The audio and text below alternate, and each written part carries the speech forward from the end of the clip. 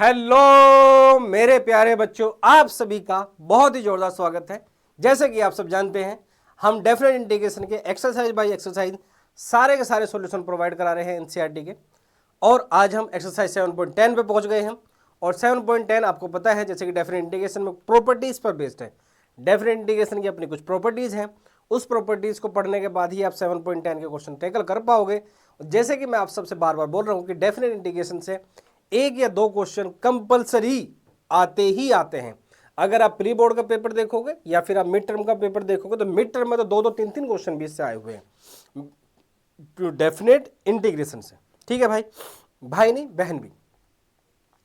तो 7.10 के क्वेश्चन करने से पहले देखते हैं उसका कंसेप्ट, मतलब उसकी प्रॉपर्टी देखते हैं, और उसके साथ 7.10 के क्वेश्चन करने स्टार्ट करते हैं।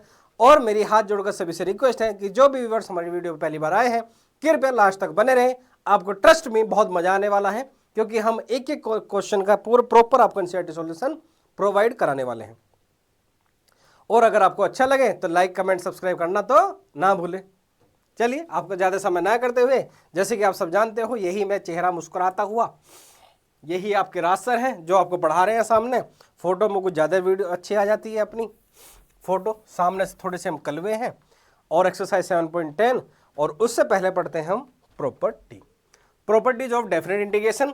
डेफिनेट इंटीग्रेशन की क्या क्या प्रॉपर्टीज हैं, पहले उसको देख लेते हैं और फिर फटाफट क्वेश्चन को टेकल करते हैं। तो प्रॉपर्टीज ऑफ डेफिनेट इंटीग्रेशन क्या क्या प्रॉपर्टीज हैं, जरा ध्यान से समझिएगा मेरे प्यारे बच्चों, क्योंकि अगर आप प्रॉपर्टी अच्छे से नहीं समझोगे तो फिर बहुत प्रॉपर आपको प्रॉब्लम होने वाली है। क्योंकि सारे के सारे क्वेश्चन जो एक्सरसाइज 7.10 के हैं, सारे के सारे इन प्रॉपर्टीज पर बेस्ड हैं। और जैसा कि आप सब जानते हो, एक सेकंड भाई, जैसे कि आप सब जानते हो कि वहां पे क्वेश्चन में लिखा आता है, स्पेसिफिक मेंशन करके आता है, स्पेसिफिक मेंशन करके आता है कि solve this question of definite integration by using properties of definite integration. तो वहां जब आप स्पेसिफिक मेंशन होगा तो आपको इसके अकॉर्डिंग ही करना पड़ेगा, इसलिए प्रॉपर्टी आपको पढ़नी जरूरी है। हालांकि बहुत सारे क्वेश्चन हम विदाउट प्रॉपर्टी भी सोल्व कर सकते हैं। तो चलिए शुरू करते हैं। प्रॉपर्टी नंबर 1 क्या है? प्रॉपर्टी नंबर 1 है, जिसका मैंने नाम भी रखा है, क्या रखा है वो बताता हूं। अगर आपकी लिमिट दे रखी है a to b, यहां पे कोई फंक्शन लिखा fx dx, और इसी फंक्शन को dx की जगह में अगर मैं रिप्लेस कर दूं t से, लिमिट रखू a to b, ये फंक्शन हो f of t और ये dt। ध्यान से समझना, अगर आप, मैंने इस प्रॉपर्टी का नाम रखा है कपड़े चेंज करने वाली प्रॉपर्टी। अगर आप इस x के कपड़े चेंज कर दोगे, क्या कर दोगे? कपड़े चेंज कर दोगे, कपड़े चेंज करना। अगर आप इस वाली x के जो है कपड़े चेंज कर दोगे तो इस पर कुछ भी, इसकी सेहत पर कुछ भी फर्क नहीं पड़ेगा, इसलिए हम इसको बोलते हैं कपड़े चेंज करने वाली प्रॉपर्टी। कपड़े चेंज करने वाली प्रॉपर्टी। हाँ, वैसे भी प्रॉपर्टी आती है तो कपड़े अपने आप ही चेंज हो जाते हैं।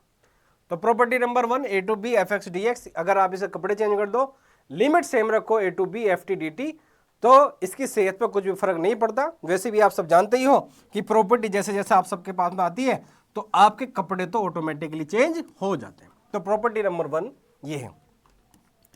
फिर सर हम आते हैं प्रॉपर्टी नंबर 2 पे। प्रॉपर्टी नंबर 2 क्या कहती है कि जो ये हमारी लिमिट है a to b fx dx, अगर मैं इनको रिप्लेस कर दूं, रिप्लेस का मतलब क्या है? अगर मैं इसको इंटरचेंज कर दूं, b को a के प्लेस पे ले आऊं, a को b के प्लेस पे ले आऊं, तो इसकी जो इंटीग्रेशन की वैल्यू है ना, वो सेम रहेगी बट माइनस टाइम्स। क्या रहेगी? सेम रहेगी बट माइनस टाइम। अगर इसकी वैल्यू यहाँ से 2 आ रही है तो अगर लिमिट चेंज कर दोगे तो क्या हो जाएगी? वो -2। अगर यहाँ पे 3 आ रही है तो यहाँ पे क्या आ जाएगी? वो -3। मतलब वैल्यू सेम रहेगी बट उसकी माइनस टाइम्स। तो प्रॉपर्टी नंबर क्या है? 2 क्या है? अगर हमारी लिमिट a to b है, fx dx है, अगर मैं b to a कर दूं तो उसकी जो इंटीग्रेशन की वैल्यू है वो आपकी चेंज हो जाएगी माइनस टाइम्स। ठीक है भाई, और पहली प्रॉपर्टी तो आप समझ चुके ही हो। थर्ड नंबर प्रॉपर्टी क्या है?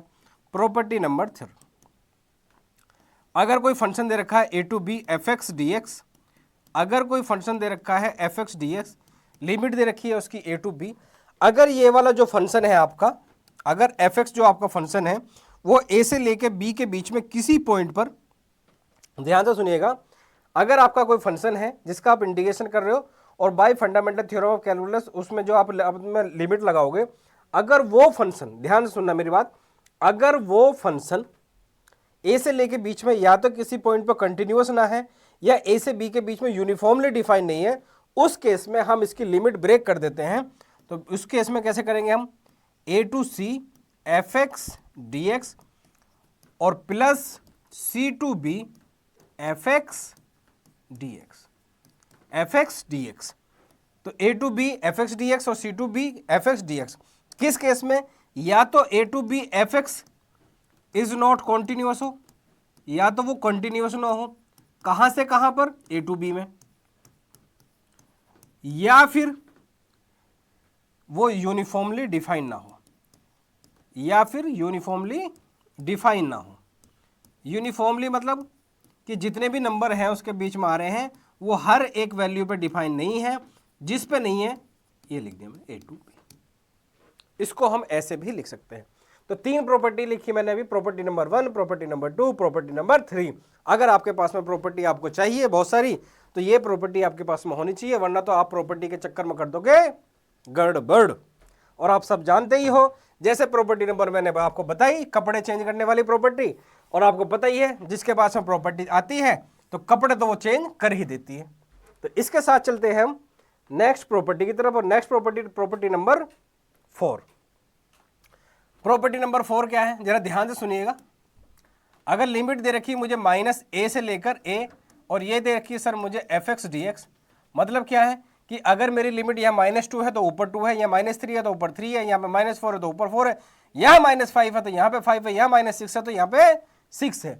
अगर ऐसी कंडीशन उसने दे रखी है, इसको जब मैंने स्पेसिफिक नाम दे रखा है जैक, इसको बोलता हूं मैं जैक प्रॉपर्टी, मतलब ये गुलाम प्रॉपर्टी है।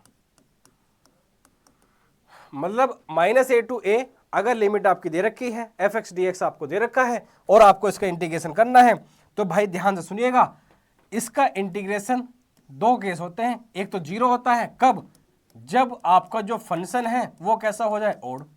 If F X is odd, अगर आपका फंक्शन ओड हो जाता है तो इसका इंटीग्रेशन 0 हो जाता है। और सर इसका इसका इंटीग्रेशन ट्वाइस हो जाता है, लिमिट 0 टू a हो जाती है, कब, जब आपका जो ये फंक्शन है वो फंक्शन कैसा हो, इवन हो। फंक्शन कैसा हो, इवन हो। अब सर ये ओड और इवन वाली क्या बला है, ये भी तो बता दो आप। आपने सर ये तो बता दिया कि ये 0 होगा कब, जब फंक्शन ओड होगा, और सर ये sir twice of A to 0 to a हो जाएगा कब, जब फंक्शन इवन होगा। लेकिन सर आपने ये तो बताया नहीं, क्या ये ओड क्या होता है, ये इवन क्या होता है, ये भला तो आपको हमको जरूर बतानी पड़ेगी, वरना तो हमारे पेट में दर्द होता रहेगा। तो भैया आपको पेट में दर्द करने की जरूरत नहीं है, एकदम बता रहा हूं।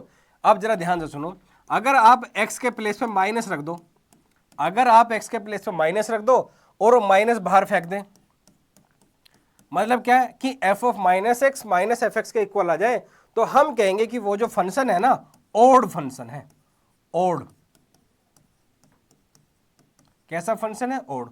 लेकिन अगर मैं इस पर माइनस रख दूं x के प्लेस पे, वैसे ही आपको पता है कि जो हमारी x होती हैं वो माइनस नेगेटिविटी बहुत फेंकती हैं।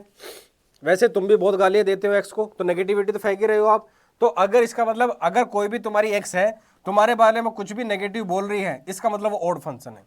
अगर आप जो हो अपनी x के बारे में बहुत नेगेटिव बोल रहे हो, मतलब नेगेटिविटी फेंक रहे हो, तो आप भी कैसे फंक्शन हो, ओड फंक्शन। सर हम भी ओड इवन होते हैं क्या, अरे भाई पढ़ाने का तरीका है अपना अपना, बात समझो, भावनाएं समझो।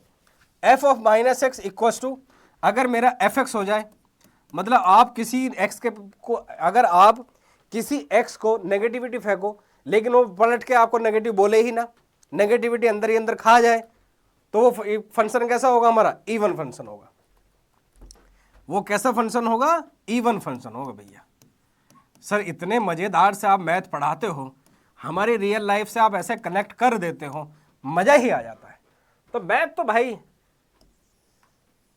धाराओं की तरह है, ऐसे बहता है सब्जेक्ट फ्लो में। तो प्रॉपर्टी भैया बहुत ध्यान से रखना, क्योंकि अगर आपको ये प्रॉपर्टी याद नहीं होगी तो फिर भैया मामला खराब हो जाएगा बहुत ज़्यादा।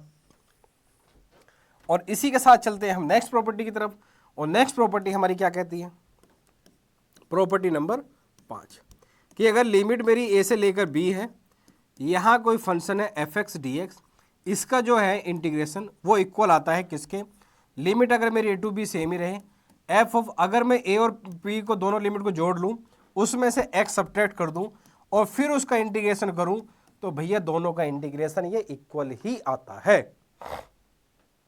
क्या आता है? इक्वल ही आता है। ये बात ध्यान देने वाली है मेरे प्यारे बच्चों। अब इसी में से एक केस जो है हम निकाल लेते हैं, जिसको मैं बोलता हूं स्पेशल केस, और इस प्रॉपर्टी का मैंने नाम रखा है king property, KING, king. King माने राजा, ये सारी प्रॉपर्टी की राजा है किंग प्रॉपर्टी, और वो थी जैक प्रॉपर्टी।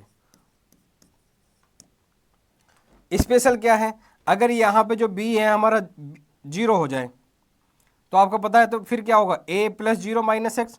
तो इस सिंपल सी बात है, अगर मेरी लिमिट हो जाए भैया 0 से लेकर a और यहाँ फंक्शन हो fx dx, तो भैया इसका इंटीग्रेशन होगा मेरा 0 to a f of a - x। ध्यान से बार बार बोल रहा हूँ, इस वाली प्रॉपर्टी को बहुत ही अपने मन, मस्तिष्क, हृदय, जो आपकी आर्टरीज हैं, विंस हैं, जहाँ तुमने उसको बसा रखा है अपने दिमाग में, अपने हृदय में, धड़कते दिल में, जहाँ भी आपने आपको उसको बसा रखा है, यहाँ इस प्रॉपर्टी को बसा लेना अगर आपको नंबर चाहिए मैथ में अच्छे, नहीं तो हो जाएगी GDBD। सर ये GDBD क्या होता है? भैया GDBD तुम्हारी जनजी जनरेशन की लैंग्वेज में उसको कहते हैं, क्या कहते हैं सर? गड़बड़। क्या कहते हैं सर? गड़बड़। सर ये कौन सी लैंग्वेज है? यही लैंग्वेज है। तो यूजिंग एक्सरसाइज 7.10 पे चलते हैं।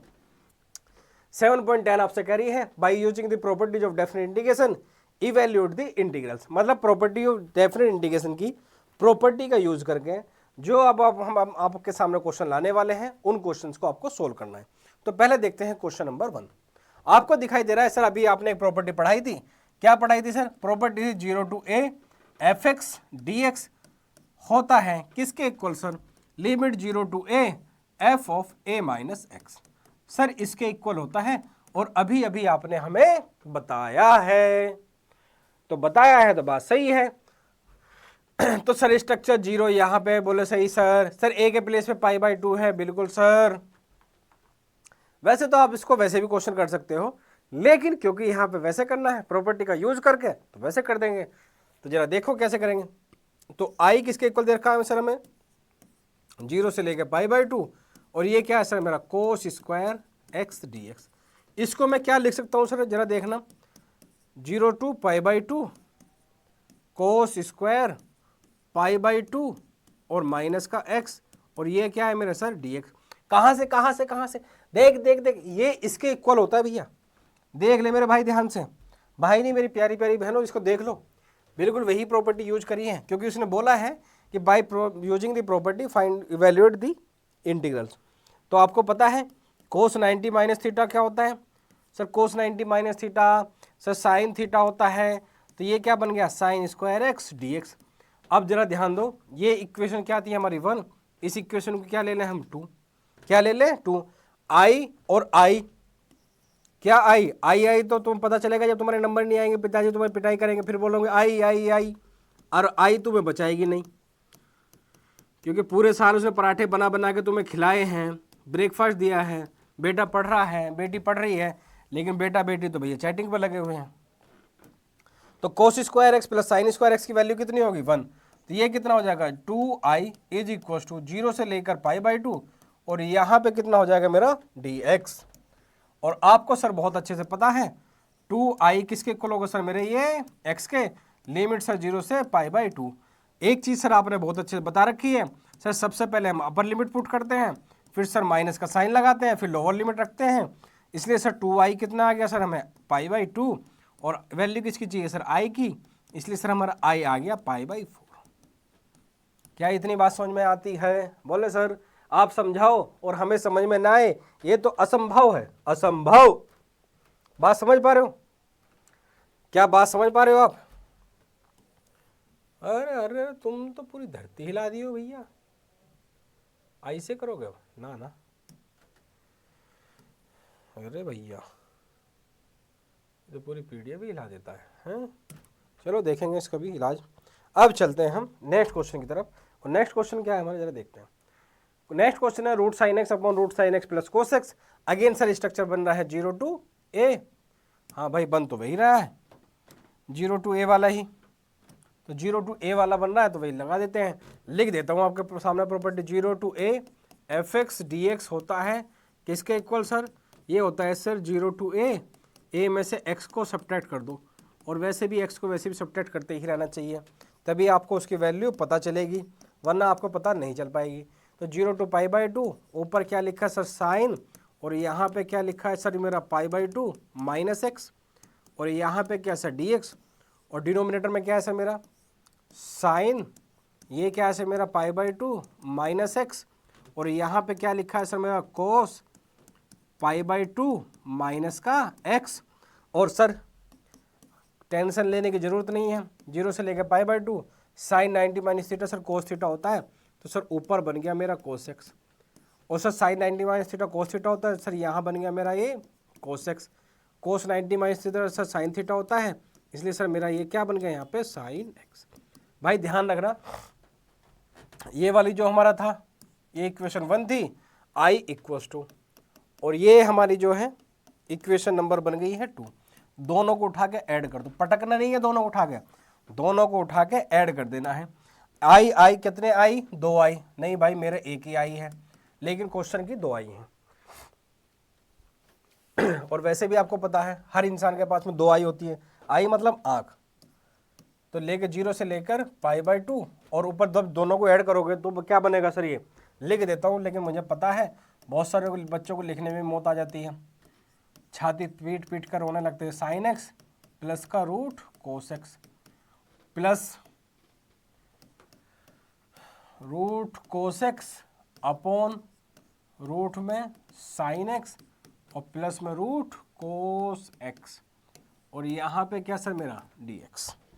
क्या बात समझ में आती है? बिल्कुल आती है सर, क्यों नहीं आती है सर? बिल्कुल आती है। तो 2y इज इक्वल्स टू 0 से लेकर कितना सर मेरा पाई बाई टू, और ये कितना बना सर मेरा LCM root sine X plus का रूट कोस एक्स, और सर ये बन गया क्या है मेरा रूट में साइन एक्स, और ये कितना बन गया सर मेरा रूट में कोस एक्स। ये पूरे का क्या सर मेरा इंटीग्रेशन। सर सेम सेम तो कटेगा, और भाई साहब इस जनरेशन का तो नाम ही है कटना या फिर काटना, तो काम खत्म। तो 2i is equals to limit 0 से पाई बाई टू, और यहाँ पे क्या बन गया सर मेरा dx, और 2y किसके इक्वल आ गया सर मेरा x के, और लिमिट कहाँ से कहाँ होगी सर मेरी 0 टू पाई बाई टू, और जैसे कि आप सबको पता है पहले अपर लिमिट रखते हैं पाई बाई टू माइनस 0, इसलिए सर i आ गया कितना पाई बाई 4। मजा आया सर? मजा? क्या बात कर रहे हो आप सर, मजा दिलाते हो, फील करा देते हो क्वेश्चन को। तो इसी के साथ मुझे एक घुट पानी पी लेने दो।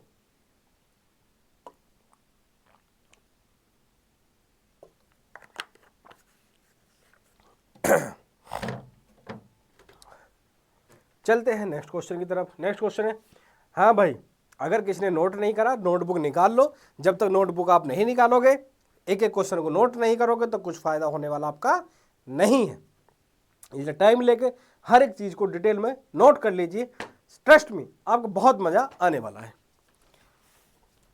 इसके साथ चलते हैं नेक्स्ट क्वेश्चन की तरफ। नेक्स्ट क्वेश्चन है 0 to pi by two sine की power 3 by two X upon sine की ये फलाना डेंगा।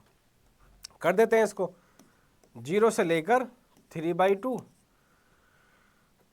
0 से लेकर 3 बाई टू, और साइन की power 3 by two x D x. Again property तो सर वही बन रही है, कौन सी बन रही है सर? प्रॉपर्टी सर बन रही है मेरी 0 to A F X D X. Sir अभी आपने बताया होती है 0 to A F of A minus X, और ये क्या सर मेरा डी एक्स। तो भैया लपेट दो क्वेश्चन। तो 0 टू लेकर 3 बाई टू, नहीं 0 से लेकर पाई बाई टू, 0 से लेकर पाई बाई टू, 0 से लेकर पाई बाई टू, ठीक है सर। ये कितना होगा सर मेरा साइन की पावर 3/2 और ये क्या सर मेरा π/2 माइनस का x। सिमिलरली सर नीचे क्या होगा साइन की पावर 3/2 π/2 माइनस का x प्लस कोस की पावर 3/2 और π/2 माइनस का x और पूरे पे क्या सर मेरा dx। सर आपने बहुत अच्छे से एक चीज़ बता रखी है कि sir sine 90 minus theta cos theta होता है, तो कोस की पावर 3/2 x साइन 90 माइनस तो कोस थीटा होता है सर कोस की पावर 3/2 x और ये बन जाएगा सर मैं साइन की पावर 3/2 x। इसमें सर हमें हल्की सी भी शंका नहीं है, और जब हमें शंका नहीं है तो यहाँ आ जाओ, जब हमें शंका नहीं है तो फिर यहाँ आ जाइए। ये सर हमारी इक्वेशन नंबर 1 थी, ये इक्वेशन नंबर 2 है हमारी। दोनों इक्वेशन को उठा के पटक दो, मतलब दोनों को ऐड कर दो, तो लिमिट हो जाएगी 0 से π/2 और यहाँ पे साइन की पावर 3/2 लिख ही देता हूँ एक बार, वरना मुझे पता है बहुत लोगों को तो सोचते हैं सर ये क्या हो गया, ये कैसे आ गया। तो भाई सब बता रहा हूँ, सब कुछ डिटेल में बता रहा हूँ, रोने की ज़रूरत नहीं है। और प्लस कोस की पावर 3/2 x, ये क्या बन जाएगा सर मेरा कोस की पावर सॉरी साइन की हाँ कोस की पावर 3/2 x अपॉन कोस की पावर 3/2 x और प्लस में साइन की पावर 3/2 और ये क्या सर मेरा x और ये क्या मेरा सर dx। क्या इसमें कोई शंका है? बिल्कुल नहीं है सर, दोनों को ऐड कर दिया 2i इक्वल्स टू 0 से लेकर π/2। दोनों का एलसीएम ले लो, एलसीएम कितना आ गया सर मेरा, ये एलसीएम कितना आ गया सर मेरा साइन की पावर 3/2 x कोस की पावर 3/2 x और यहाँ क्या बचेगा सर मेरा साइन की पावर 3/2 x प्लस कोस की पावर 3/2 x और ये क्या sir dx। Sir same same तो सेम सेम तो कटेगा, तो 2i इज इक्वल्स टू 0 से लेकर π/2 और यहाँ पे क्या बचा सर dx। और आपको बहुत अच्छे पता है dx का इंटीग्रेशन कितना होता है सर x, लिमिट कहाँ से कहाँ सर 0 से लेकर π/2, इसलिए sir 2i is equals to answer कितना होगा सर π/2 माइनस 0। सबसे पहले सर अपर लिमिट रखते हैं, माइनस का साइन लगाते हैं सर, फिर लोअर लिमिट रखते हैं, इसलिए सर हमारी i की वैल्यू कितनी आ गई सर मेरी π/4। i की वैल्यू कितनी आ गई सर π/4। इसी के साथ चलते हैं सर नेक्स्ट क्वेश्चन की तरफ, और नेक्स्ट क्वेश्चन क्या है जरा देखते हैं, लेकिन इससे पहले कृपया इसका स्क्रीनशॉट ले लो या फिर नोटबुक निकाल रखे नोट जरूर कर लो। नेक्स्ट क्वेश्चन है कोस की पावर 5x। इसमें भी सर अगेन अभी आपने जो प्रॉपर्टी लिखी है 0 to a fx dx किसके इक्वल होता है सर, ये 0 to a f of a minus x dx के इक्वल होता है, तो वही करना है और क्या करना है इसमें।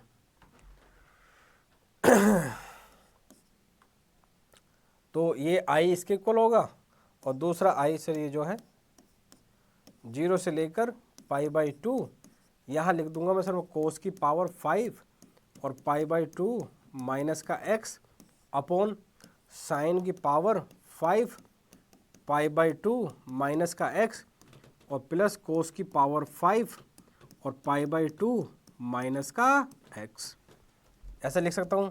तो i इक्वल्स टू 0 से लेकर π/2 कोस 90 माइनस थीटा कितना होगा साइन थीटा, तो ये कितना होगा साइन की पावर 5 π/2 सॉरी साइन की पावर 5x, ये कितना होगा सर साइन की पावर 5x और ये कितना होगा सर सॉरी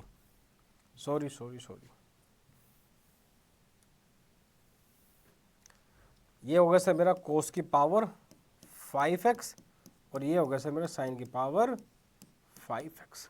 आपको दिखाई दे रहा है सर ये मेरी इक्वेशन नंबर 1 है, यही हम तब से करते आ रहे हैं। दोनों को उठा के क्या करना है सर ऐड करना है। अभी अभी सर आपने हमें बताया था, और बताया था तो i कितना 2i, वैसे भी हमारे दो आंख होते हैं, लिमिट 0 से लेकर π/2, ये कितना हो जाएगा सर मेरा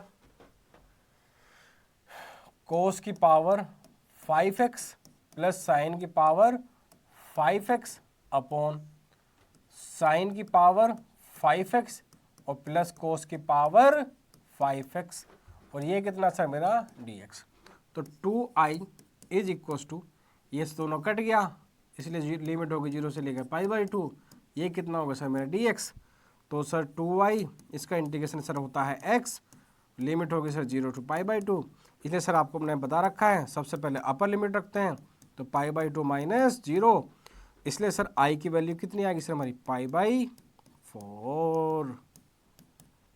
बस इतना ही तो करना है, ज़्यादा करना ही नहीं है, ज़्यादा करना ही नहीं है।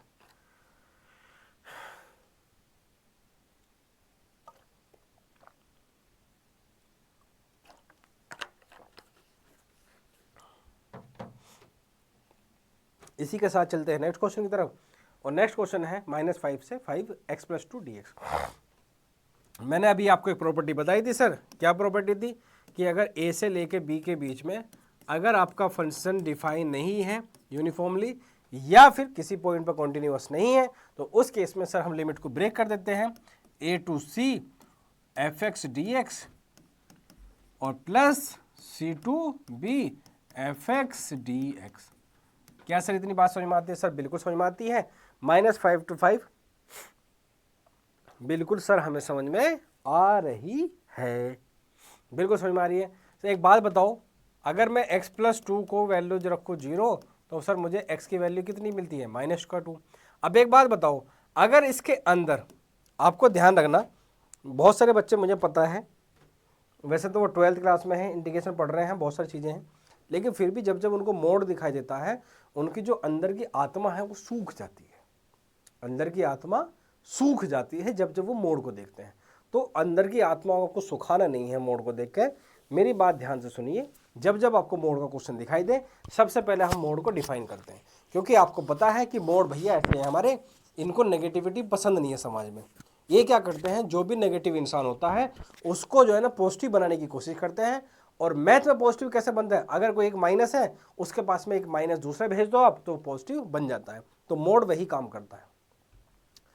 तो x + 2 अगर मैं 0, आपको पता है अगर x के प्लेस में कोई भी मैं x की वैल्यू -2 से बड़ी रखूं, -1 रखूं, 0 रखूं, तो मोड हमेशा कैसे खुलेगा सर? ये पॉजिटिव से खुलेगा, क्योंकि पॉजिटिव को तो एज इट इज जाने देता है और नेगेटिव के साथ में माइनस दे के भेजता है सर वो। लेकिन अगर मैं x की वैल्यू इसमें -2 से छोटी दुनिया में कोई वैल्यू रख लूं, -2 से छोटी दुनिया की कोई वैल्यू इसमें उठा के पटक दूं, आपको पता ही है हमेशा कैसे खुलेगा? नेगेटिव के साथ। क्यों? -3 रखो, -3 + 2 कितना होगा सर? -1। और मोड क्या करता है? नेगेटिव को पॉजिटिव बनाता है। -2 को नेगेटिव कैसे, -1 को नेगेटिव पॉजिटिव कैसे बनाओगे? एक एक्स्ट्रा माइनस देके। ऐसी कहानी है ना। तो इसलिए ये जो है यूनिफॉर्मली डिफाइन नहीं है, इसलिए हमें क्या करना पड़ेगा सर? ये लिमिट को ब्रेक करना पड़ेगा। कहाँ से कहाँ? कि जब आप x की वैल्यू -2 से बड़ी रखोगे तो कोई दिक्कत नहीं है, लेकिन अगर आपने x की वैल्यू -2 से छोटी रख दी तो सर ये नेगेटिव के साथ खुलेगा।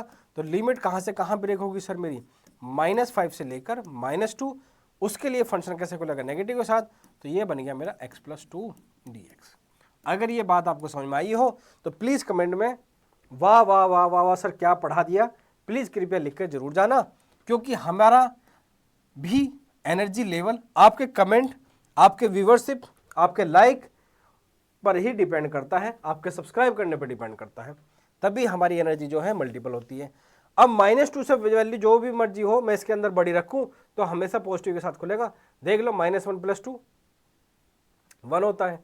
तो इसलिए अब लिमिट कहाँ से कहाँ जाएगी सर मेरी? डायरेक्ट -2 से लेकर 5, और उसके लिए कैसे खुलेगा सर मेरा? पॉजिटिव के साथ। बस यही थी, आपको ध्यान रखनी है कि सर जब जब ऐसी केस बनेगा तो सर हमें लिमिट को क्या करना है सर? ब्रेक करना है। तो ये बन जाएगा फिर माइनस का साइन बाहर, इसका इंटीग्रेशन होता है x⁴2/2 और इसका इंटीग्रेशन होता है 2x और लिमिट होगी सर -5 से लेकर -2। अगर जिन बच्चों को भी समझ में नहीं आया कि x का इंटीग्रेशन x² क्यों हो गया, तो कृपया पहले जाके पीछे जाके देखिए कि आपने इनडेफिनेट इंटीग्रेशन में क्या कर रखा है, क्योंकि अगर आपको अभी भी इसका इंटीग्रेशन में दिक्कत हो रही है, इसका मतलब बहुत बड़ी गलती आप कर चुके हो।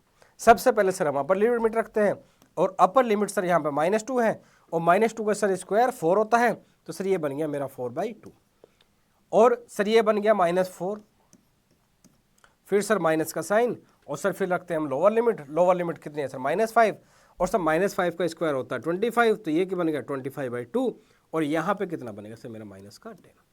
अभी रखिए सर हमने इस वाले में, अब यहाँ रख दो भैया, अपर लिमिट कितनी है सर हमारी 5, तो 5 का स्क्वायर कितना होता है सर हमारा 25/2, और ये बन जाएगा सर मेरा 10।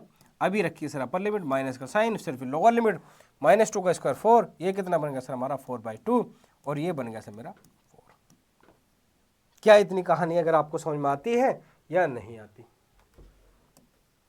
अगर नहीं आती तो फिर तो थोड़ी सी गड़बड़ है। 2 2 जा कितना होता है सर मेरा, 2 2 जा 4 होता है, और 2 - 4 सर मेरा, 2 - 4 कितना होता है सर मेरा -2 होता है। 25 बटे